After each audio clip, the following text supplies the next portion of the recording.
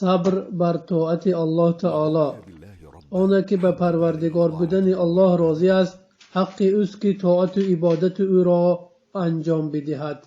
الله تعالی فرمود: اوست پروردگار آسمان ها و زمین و آنچه میان اینها است، پس عبادت او را بکن و در عبادت وی با صبر باش. آیا هم نام برای او میدانی؟ سوره مریم آیه 65. و صبر به ادای طاعت ها کاملتر از صبر بر دوری از محرمات است.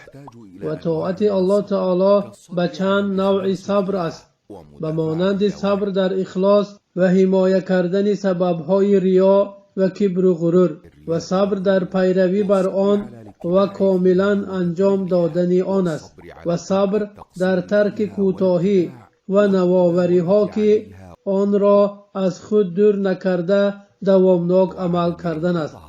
الله سبحانه و تعالی فرمود: اهل خود را به نماز امر بکن و به ادای آن صبر و تحمل بکن و از تو رزق روزی دادن را نمی طلبیم. ما به تو روزی می دهیم و عاقبت نیک برای اهل تقوا است. سوره طه آیه 132. شخصی که به طاعت صبر کرد، در وقت عاجزی برایش اجر و ثواب نوشته می شود.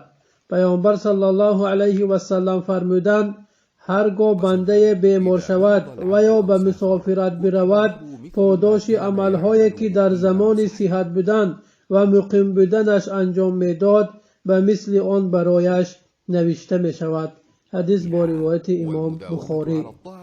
دوامناک در طاعت الله بودن سبب حسن خاتمه است.